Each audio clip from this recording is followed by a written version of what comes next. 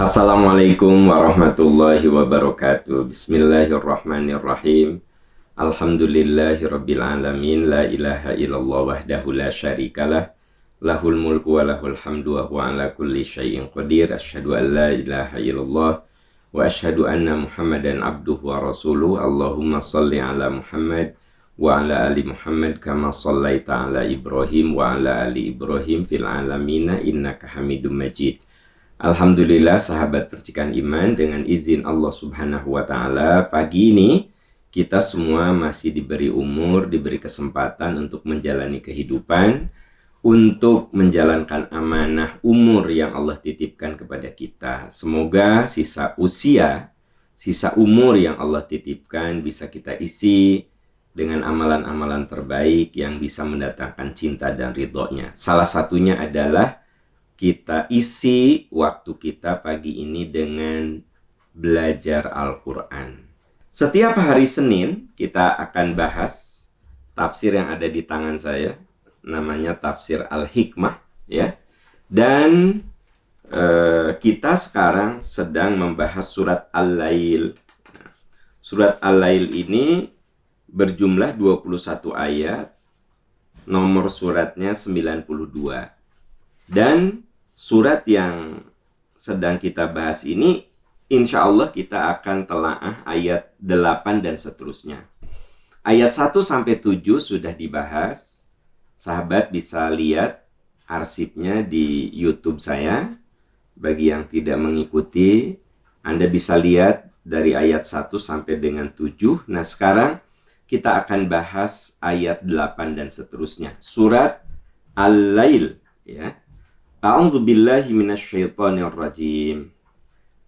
Wa amma man bakhila wastaghna wa kadzdzaba bil husna fasanuyassiruhu lil usra wa may yughni anhu maluhu idza taradda. Sahabat yang Allah muliakan, kalau kita lihat ayat sebelumnya bicara tentang orang-orang yang senang berbagi.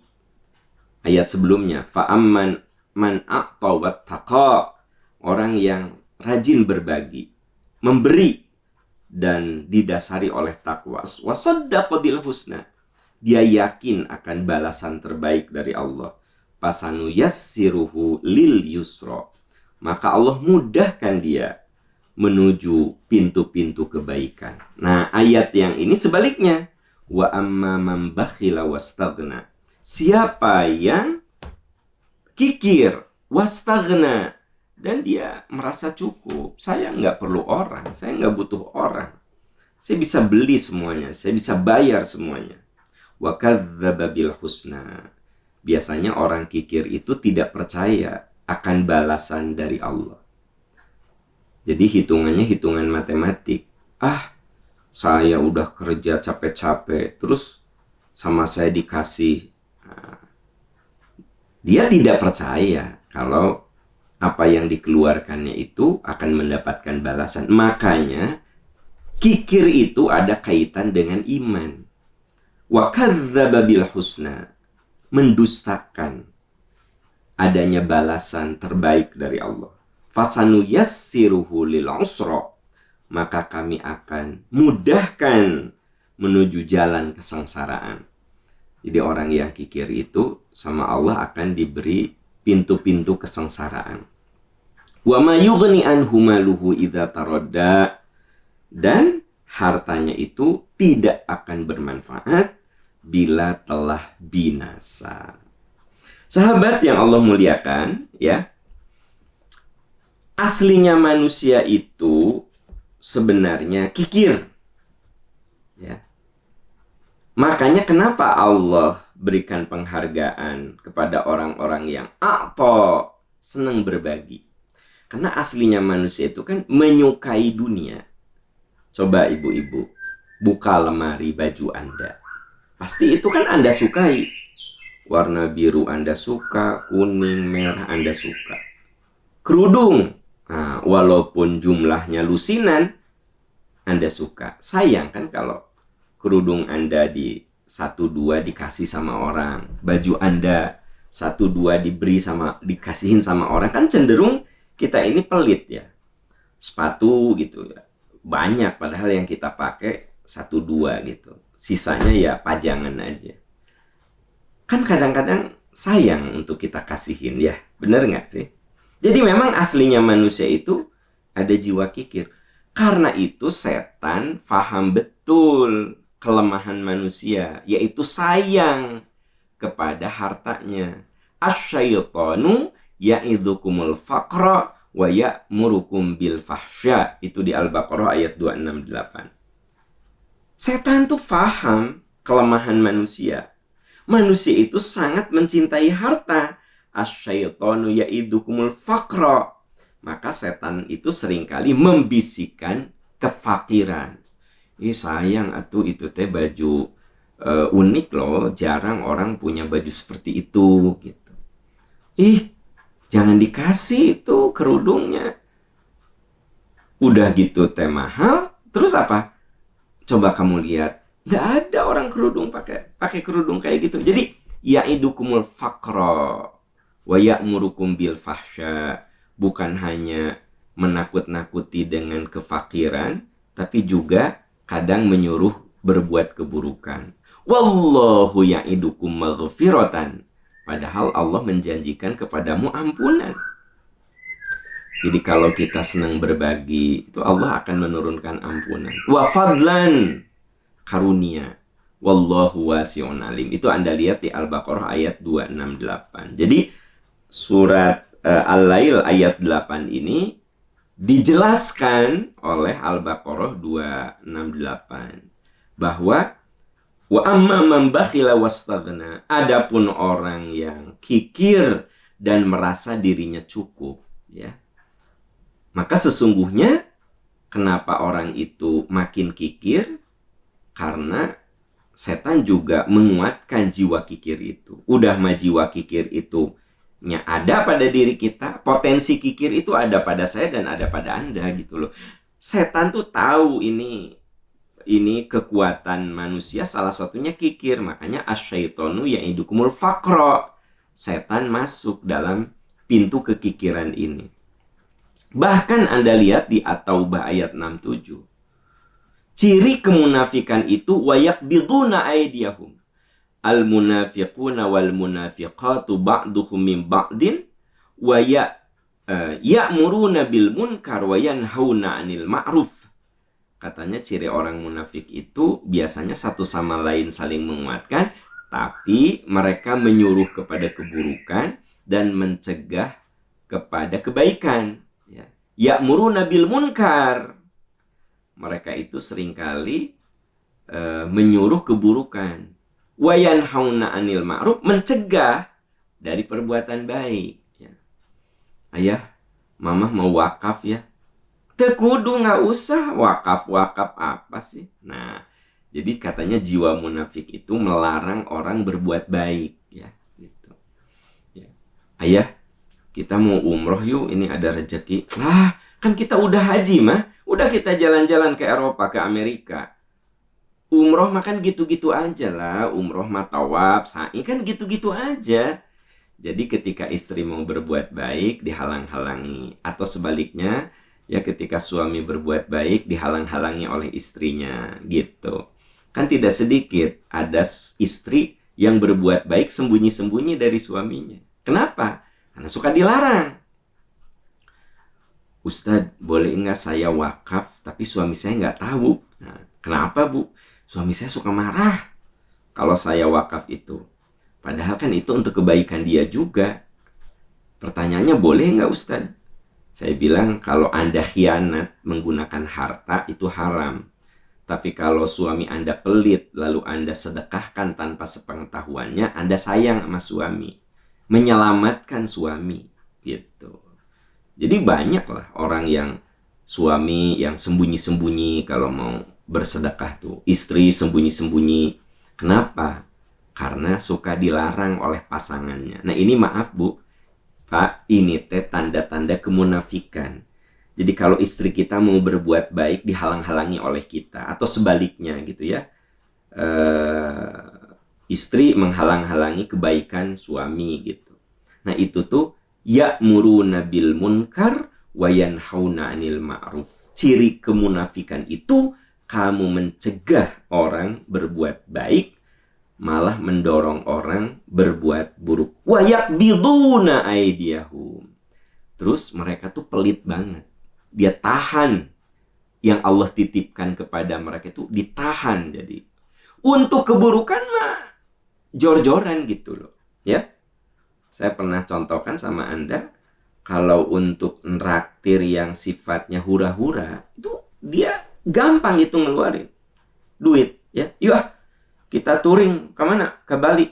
Biar untuk loading saya yang bayar semuanya. Nah, gitu.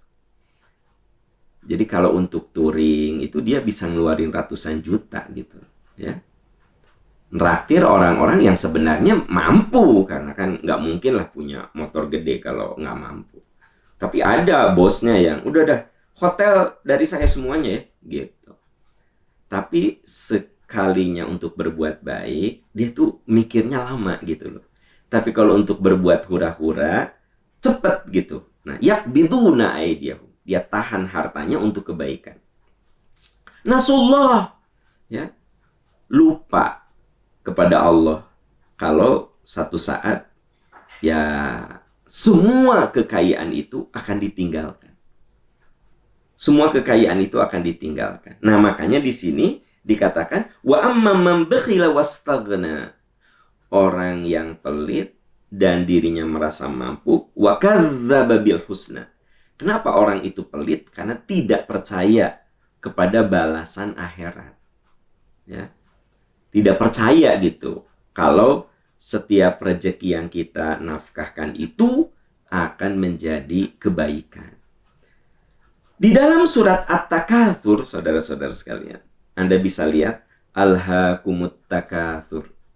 Hidup bermegah telah melalaikanmu. Jadi sebenarnya Islam tidak melarang hidup bermegah, bahkan mungkin yang paling bagus itu kita jadi orang yang kaya. Al-mu'minul qawiyyu khairun wa ahabbu ilallah minal mu'minid dhaif. Mukmin yang kaya itu lebih Allah suka daripada mukmin yang miskin. Mukmin yang kuat lebih Allah suka daripada mukmin yang lemah. Sahabat percikan iman, ada al-ashrah al-mubasysyaruna bil jannah, 10 sahabat yang dijamin masuk surga. Tahukah?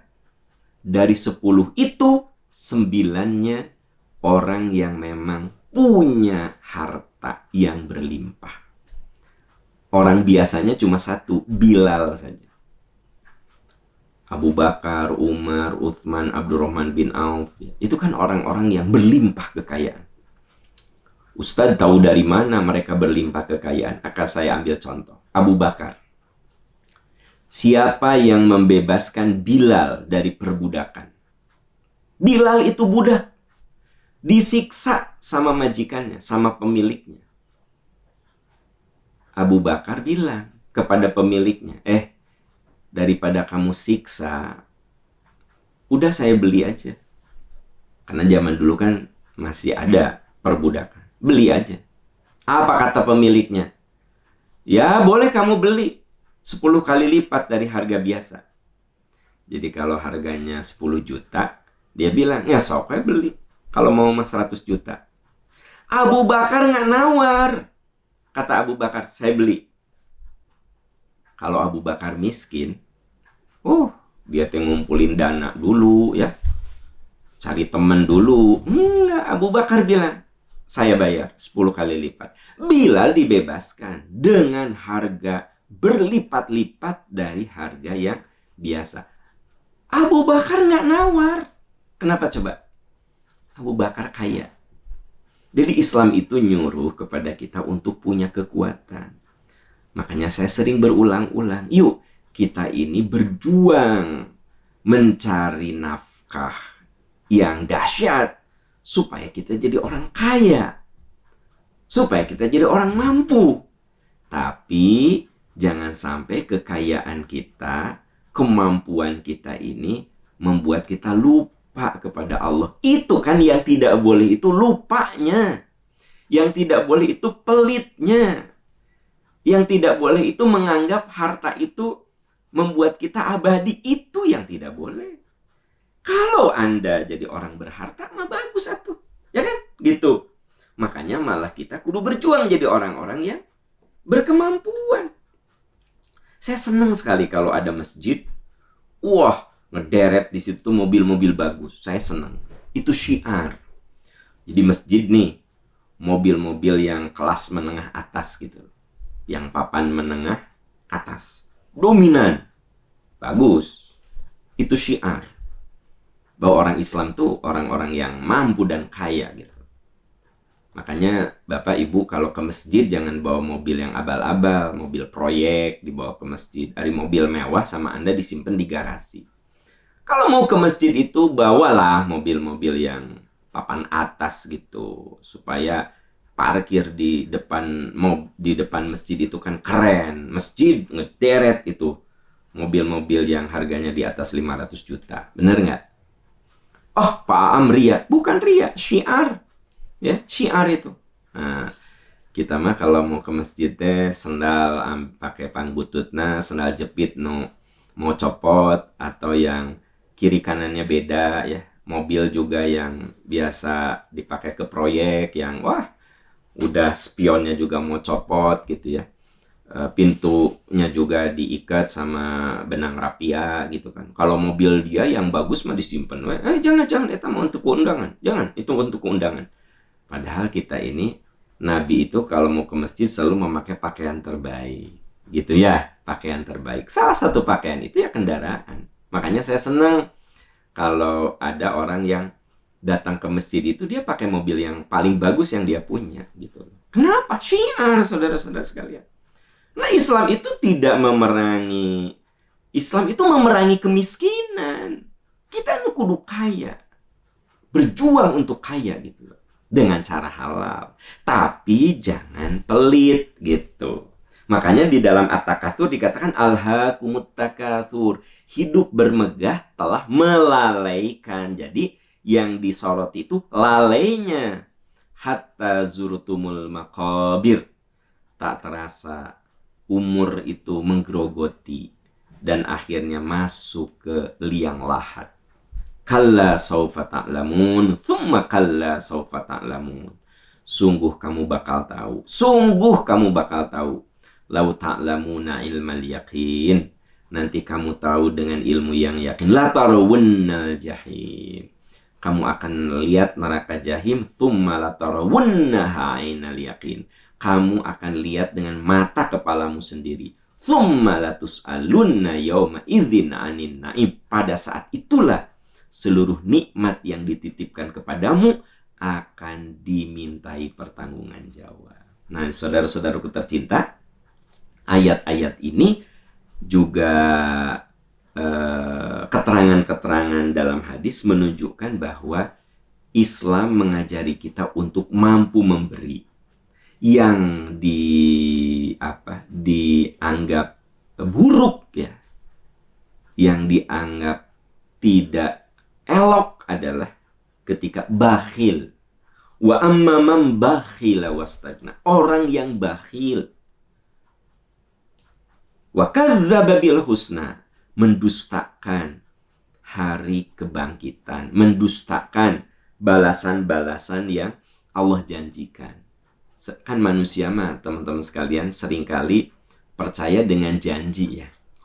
Makanya kan politikus suka bikin janji-janji kan gitu. Kepala daerah kalau lagi pemilihan bikin janji-janji kan gitu. Jadi manusia itu senang dengan janji sebenarnya. Yang promo itu kan janji-janji kan gitu. Coba Anda lihat dalam hidup ya. Politikus itu banyak janji. Ya. Calon kepala daerah itu banyak janji. Coba Anda nanti di saat dekat pemilihan kepala daerah, pemilihan anggota dewan, itu janji-janji itu luar biasa. Jadi memang manusia itu senang dengan janji gitu. Dan suami juga suka janji sama istri. Iya mah, nanti kalau ada rezeki begini-begini gitu ya. Jadi memang manusia itu makhluk yang senang dengan janji gitu kan.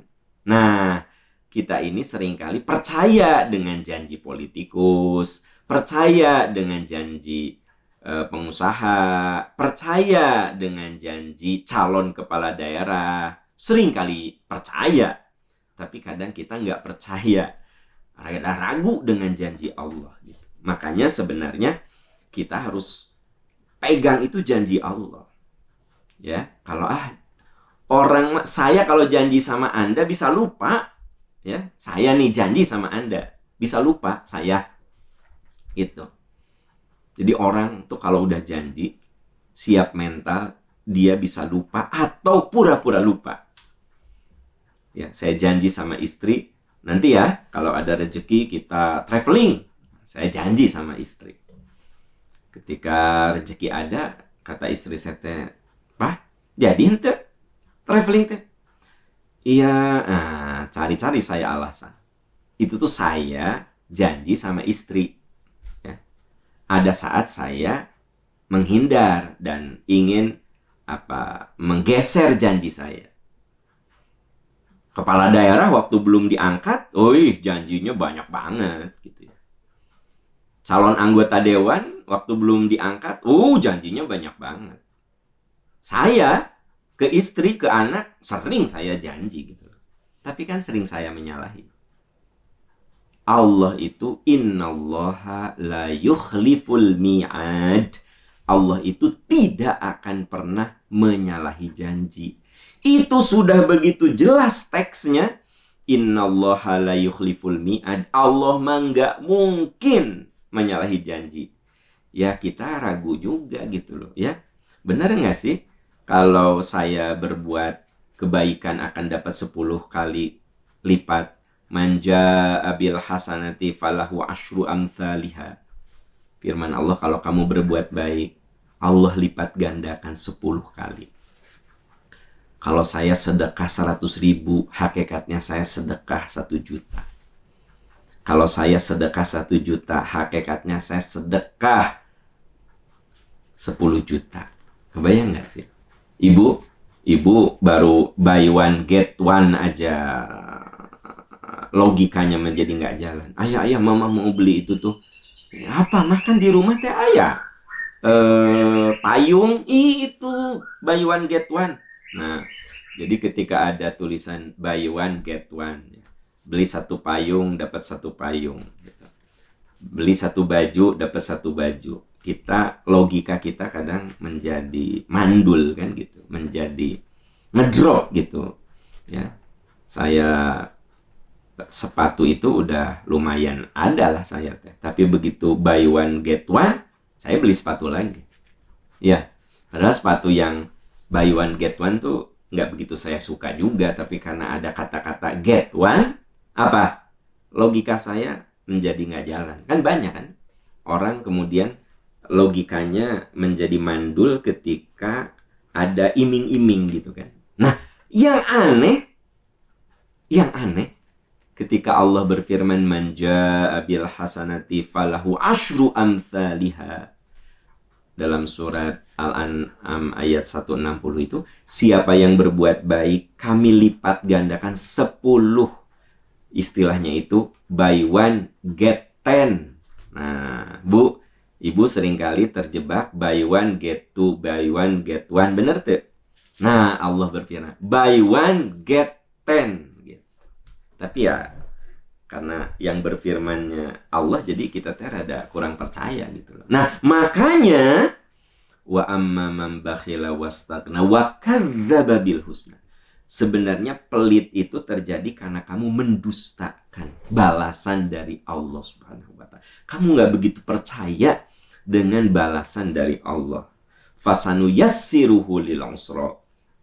Maka kami akan memberikan jalan yang mudah kepada keburukan. Itu bahasa kiasan. Jalan mudah menuju pada keburukan. Jalan mudah menuju pada kebinasaan. Wa ma yughni anhu maluhu idza taradda. Padahal harta sebanyak apapun nggak guna saat kita ini binasa. Ya, tarodda itu binasa. Teman-teman sekalian, yuk kita berpikir. Waktu itu akan merontokkan kita. Waktu akan merontokkan saya, akan merontokkan Anda. Contoh sederhana, ya, metabolisme kita menurun. Tadinya gagah, kuat, ya, tubuh itu bisa mencerna dengan bagus, dengan akselerasi yang bagus, gitu. Tapi begitu usia kita growing old, menua, sebut sajalah umur kita udah mulai 40. Nah, coba perhatikan. Metabolisme kita nurun. Ya nggak? Fungsi ginjal ada penurunan, fungsi jantung ada penurunan, gitu. Sudah mulai ada tanda-tanda hipertensi, sudah mulai ada tanda-tanda diabetes, kolesterol mulai banyak naik, asam urat juga begitu. Padahal pola makannya 15 tahun yang lalu ya sama dengan sekarang, tapi dulu kok tubuh kita bisa menyelesaikan tugasnya dengan baik gitu loh. Ketika umur saya 25, ya saya makan apapun nggak pernah ada keluhan kolesterol, asam urat, ya, diabetes, tekanan darah, nggak ada. Usia saya 25. Kenapa? Ya metabolismenya bagus. Tubuh saya, mesinnya bagus untuk menyelesaikan pekerjaannya. Begitu umur 40, mulai, ya, Bapak Ibu, coba mulai ada penurunan. Itu isyarat bahwa waktu itu akan merontokkan kita. Nanti usia kita 45, 50, makin menurun lagi. Ya nggak? Tulang akan mengalami penurunan, otot juga begitu, fungsi ginjal, jantung, bahkan daya ingat kita juga mulai ada penurunan, gitu. Ya, kulit jelas. Tadinya mulus, ibu-ibu mulai ada keriput-keriput, gitu ya. Leher apalagi, tapi alhamdulillah kan tertolong sama kerudung ya Bu ya, sehingga leher yang lipat-lipat itu agak tertutup sama kerudung, gitu. Jadi apa teman-teman? Ini isyarat apa? Pada akhirnya, tarodda, kamu itu binasa. Pada akhirnya saya akan binasa. Anda juga akan binasa. Binasa di sini maksudnya akan mengalami penurunan. Coba Anda perhatikan. Orang-orang yang dulu gagah, ya. Wah, gagah. Waktu 20 tahun lalu kalau ngomong itu gagah, ya. Sekarang ya ngomong agak lambat gitu. Dulu wah kalau ngomong tuh tak gitu loh, ya. Karena agak lambat, bicara melambat, semua melambat, teman-teman sekalian. Saya ingin cerita di sini, wa may yughni anhu maluhu idza taradda. Hartamu itu pada akhirnya nggak bisa menolong saat kamu mengalami kebinasaan, gitu. Bukankah harta yang berlimpah itu tidak akan menyelamatkan kita, ya? Kecuali, ada kecualinya. Tentu saja harta yang menciptakan kemaslahatan, gitu. Kalau Anda senang berbagi, minimal kalau sakitnya banyak yang mendoakan. Itu Pak Haji sakit, banyak orang mendoakan. Kenapa? Dia tuh banyak nolong orang gitu loh, ya. Tuh Bu Haji lagi sakit, minimal orang yang pernah kita tolong itu dia mendoakan. Oh, Bu Haji sakit, ayo anak-anak, ya, kita doakan Bu Haji, beliau lagi sakit. Anak-anak yatim mendoakan, ibu-ibu majelis taklim mendoakan, teman-teman dan saudara-saudara mendoakan. Kenapa? Karena memang saat kita kuat, saat kita sehat, kita senang berbagi gitu loh, teman-teman sekalian. Nah, inna mimma yalhaqul mu'mina min amalih wa hasanatih ba'da mautih. Sesungguhnya yang didapati oleh orang beriman setelah dia itu binasa. Sekali lagi, saya dan Anda akan binasa. Pada akhirnya kita akan dikuburkan, itu binasa. Ya. Pada akhirnya kita akan binasa, akan mati gitu loh. Emang kalau kita berlimpah harta, kita bakal panjang umur. Lihat, belajarlah dari Michael Jackson. Michael Jackson itu kayanya luar biasa. Tapi kan binasa juga di usia 50 gitu. Steril segalanya, makannya sangat terjaga, tempat makannya selalu sterilisasi. Ya. Coba, umur 50 mati.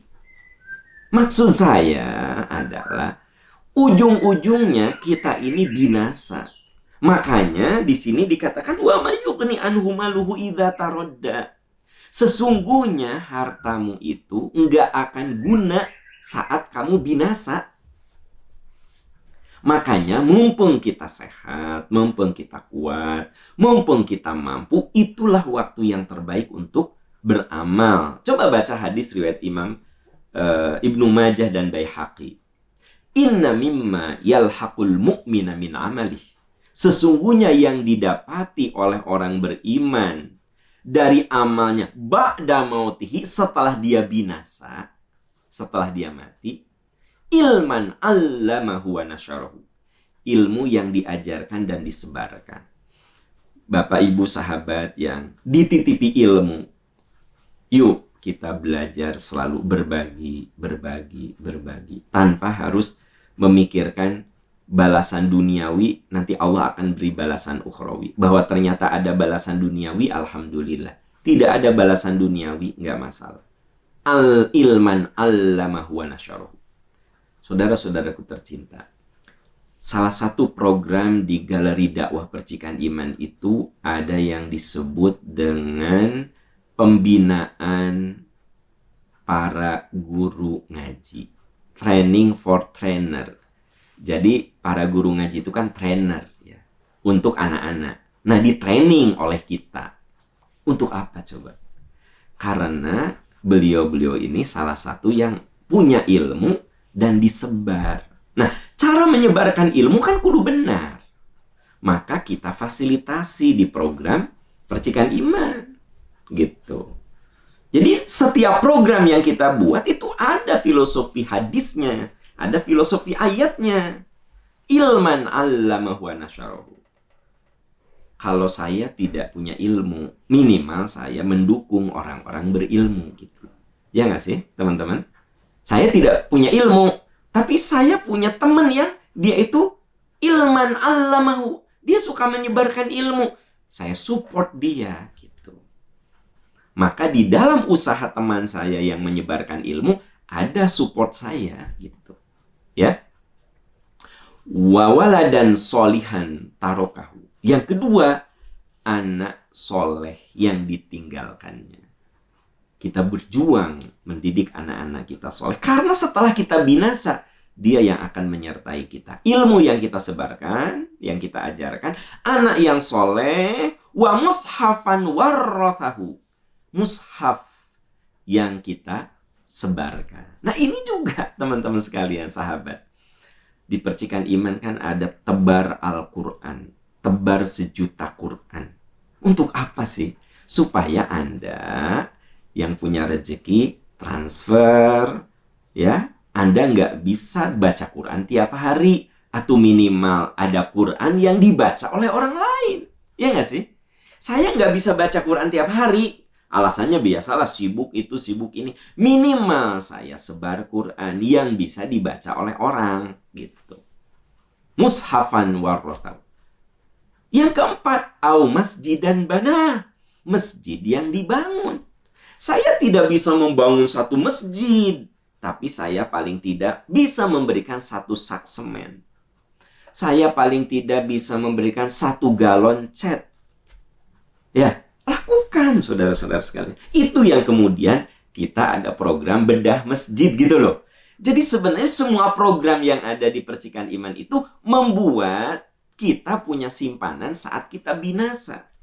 Karena wa mayughni anhu maluhu idza tarodda. Tidak guna setelah kita binasa, itu nggak guna.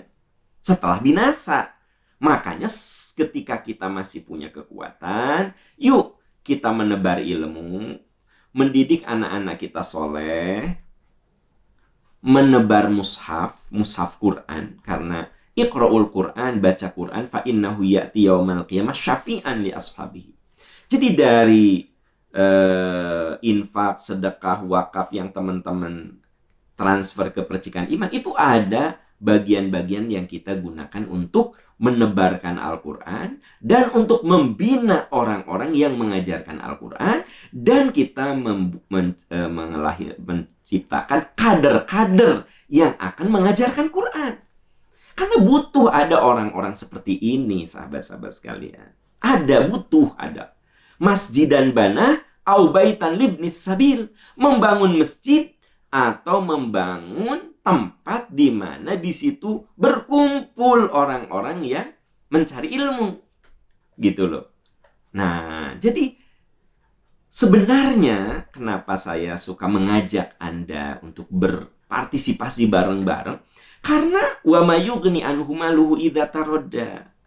Harta kita nggak guna, kedudukan kita nggak guna, ya, ilmu kita nggak guna saat binasa. Saat mati menjemput kita. Au nahron ajrohu, atau kita memberikan sumber mata air. Nah, kita kan ada juga program. Jadi teman-teman sekalian, coba Anda lihat deh, ya, program percikan iman, semua yang ada di dalil ini ada. Membangun madrasah, membangun masjid, ya, mengadakan training for trainer, ada mahasantri yang menjadi kader-kader dakwah untuk masa depan. Terus kita menggali sumur-sumur untuk kemaslahatan. Semuanya ada yang ada di hadis ini yang membuat kita abadi, ya. Akhrajaha min mali fi sihhatihi. Yang paling bagus, harta itu dikeluarkan saat kita kuat, saat kita sehat, saat kita kaya, gitu loh. Jadi jangan sampai terlambat.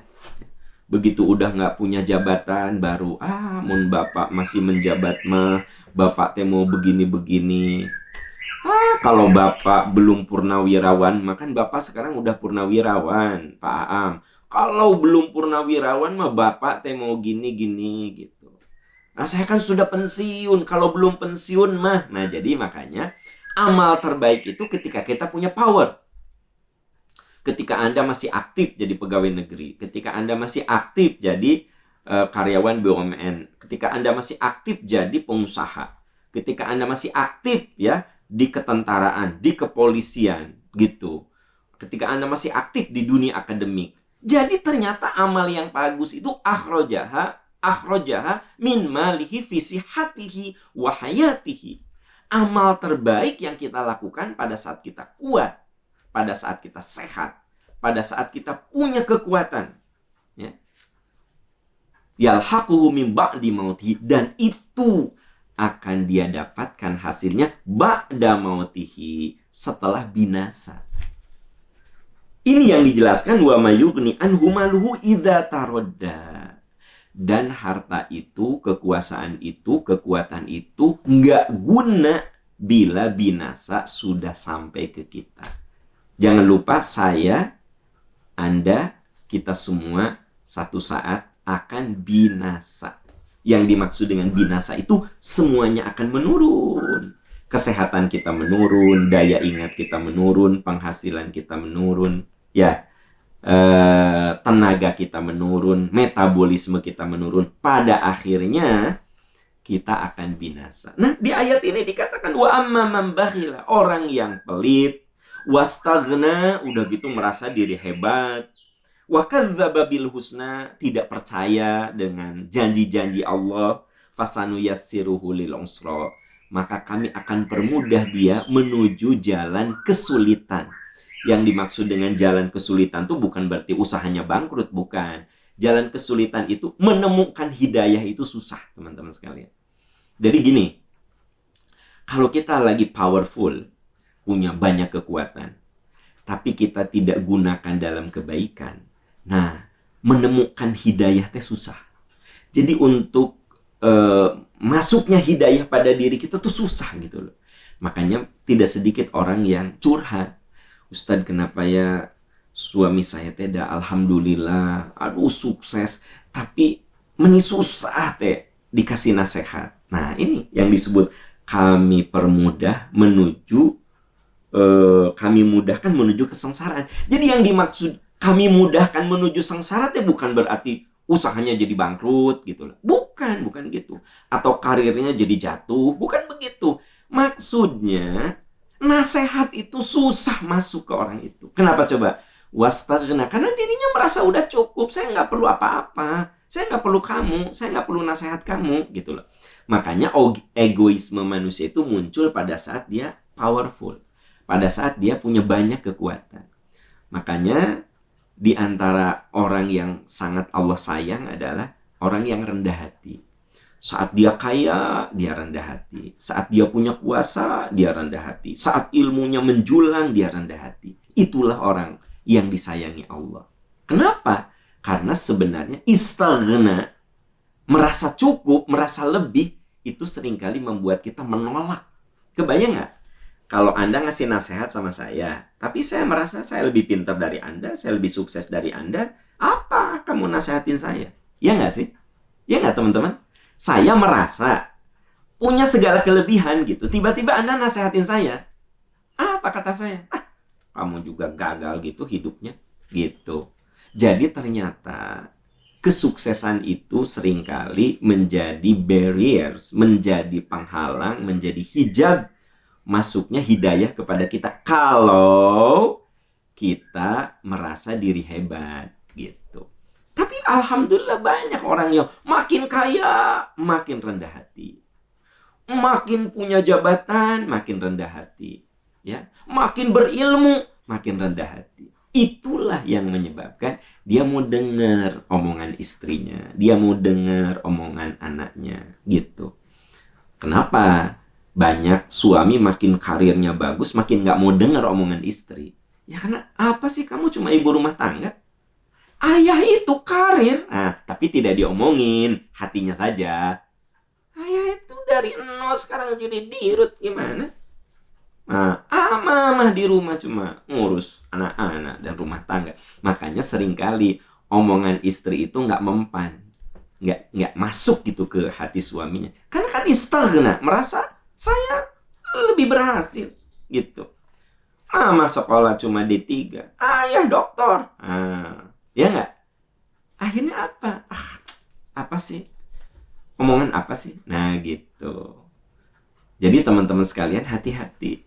Istaghna itu merasa diri hebat, merasa diri cukup, merasa diri berlebih, merasa diri sudah sempurna, merasa diri sudah hebat. Itu yang menyebabkan kita menjadi tidak mau mendengar omongan orang gitu. Ya. Itu. Dan wa may yughni anhu maluhu idza taradda. Pada akhirnya apapun yang kita anggap hebat itu akan nggak ada guna pada saat kita mencapai kebinasaan. Saya, Anda, dan kita semua suatu saat akan terus mengalami penurunan dan binasa. Ujung-ujungnya kita bakal mati. Nah, mumpung nih sekarang Allah masih memberi kepada kita umur, kesempatan.